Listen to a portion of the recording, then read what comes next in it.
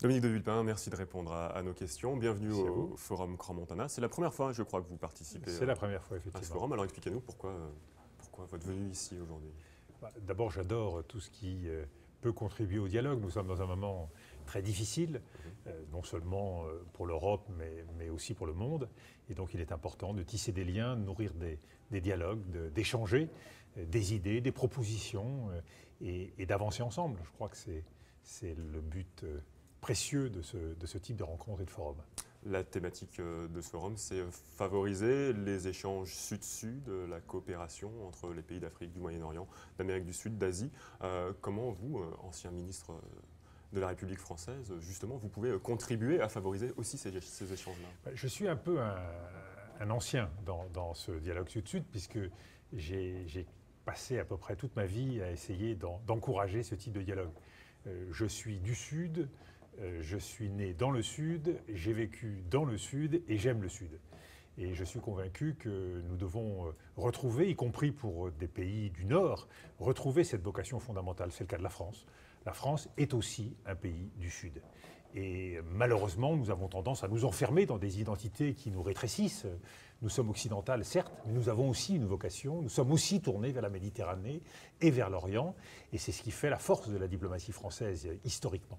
Donc je pense que nous devons retrouver cette capacité, cette vocation à faire des propositions, à être médiateurs dans un certain nombre de crises, à servir de passerelle et à trouver des idées nouvelles. Nous sommes dans un monde qui change très vite, mais qui est à bout de souffle, dont les idées s'épuisent et dont les initiatives ont tendance trop souvent à être des initiatives partielles.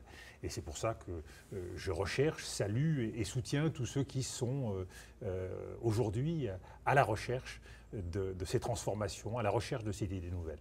Est-ce que justement ce nouveau souffle qui conduit le monde à se transformer en ce moment, est-ce que d'après vous, il émerge justement dans le Sud, dans les pays du Sud, en Afrique? L'éruption du Sud sur la scène mondiale et le poids croissant, aujourd'hui plus de 50% des échanges mondiaux se font à travers le Sud, je crois que c'est un élément, oui, nouveau. Le poids politique, le poids économique, la responsabilité historique qui incombe aux pays du Sud a changé la donne. Un pays comme la Chine, de par la position qui est la sienne, modifie les relations internationales et l'ordre mondial. Donc nous devons prendre en compte cette nouvelle donne et constater que nous ne pouvons plus tout seuls diriger les affaires du monde. Pendant des décennies, l'Occident, et pendant des siècles, l'Occident s'est chargé de cela.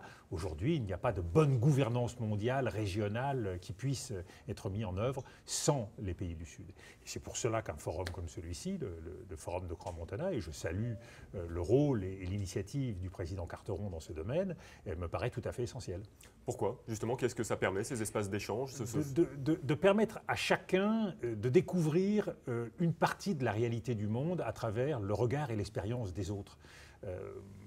Je viens de croiser dans les couloirs mon ami Jean-Louis Borloo, qui prend une initiative formidable pour l'électrification de l'Afrique. Il a beaucoup à nous apprendre dans ce défi qu'il essaye de relever. Il a beaucoup à nous apprendre sur les potentialités de l'Afrique, ce en quoi ce changement en Afrique modifierait les relations que nous avons aujourd'hui avec l'Afrique, et y compris dans le domaine de la croissance mondiale, se priver de cette possibilité de croissance, se priver en même temps de cette justice indispensable quand on voit à quel point les menaces sociales, les menaces identitaires pèsent lourd dans le monde d'aujourd'hui. Donc nous devons à la fois corriger pour préserver la sécurité des grands équilibres et en même temps nous rendre compte que désormais la croissance, elle est là.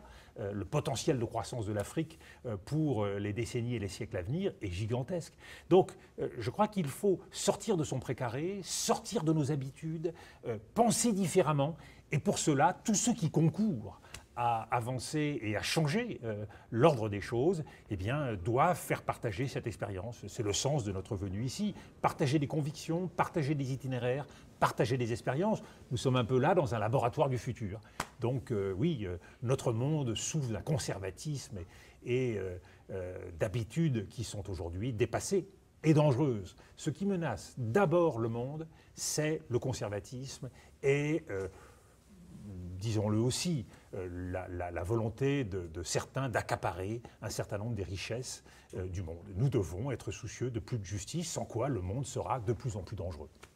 Et justement, la prospérité, la croissance, est-ce que c'est une première étape pour assurer plus de paix, plus de stabilité Bien sûr, une croissance qui n'est plus là où elle était, où elle a été pendant de longs siècles. Il est impensable aujourd'hui d'imaginer une croissance à 5, 6, 7% en Europe.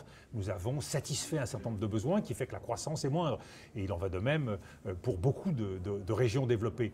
Par contre, de nouveaux espaces, l'Afrique qui a des infrastructures à mettre en œuvre, une grande politique d'éducation à bâtir, des réseaux d'infrastructures, tout cela est à construire. Et tout cela est un espace de croissance qui nous intéresse tous. Soit directement, je pense aux Européens ou à un pays comme la France, bilatéralement, soit dans un cadre multilatéral. De grandes coopérations sont possibles aujourd'hui avec la Chine. Je crois qu'on a trop tendance à imaginer que l'intérêt des uns va contre l'intérêt des autres. Je pense que la Chine, qui a vécu à la fois des expériences intéressantes en Afrique, mais aussi des déconvenues, a beaucoup à apprendre, à travailler, par exemple, avec nous autres Français ou Européens. Donc je crois qu'il faut être pragmatique, être capable d'inventer et d'aller de l'avant. Une dernière chose peut-être, la dynamique de croissance actuelle, aussi bien dans les pays du Sud que dans les pays du Nord, produit des inégalités qui se creusent. Comment faire justement pour une meilleure répartition Parce que nous parlons de la part de la croissance qui est souvent la croissance virtuelle, qui est la croissance spéculative, souvent liée d'ailleurs à la corruption. C'est les mêmes qui s'enrichissent de plus en plus et qui se coupent des autres et qui ne fabriquent pas des richesses. Donc je crois qu'il faut sortir de cette croissance prédatrice pour entrer dans une croissance qui enrichit tous et qui est au service de la collectivité. Ce qui veut dire à la fois se soucier des endroits par lesquels cette croissance se fabrique. Prenons l'exemple de l'électrification, prenez l'exemple des infrastructures de transport, prenons l'exemple de l'éducation, de la santé, c'est au service de tous, mais aussi par le biais de la redistribution indispensable, il faut que nous soyons plus exigeants aujourd'hui dans les bénéfices de cette croissance, dans la répartition de cette croissance, qui est un élément indispensable. Je vous remercie beaucoup, Merci à vous.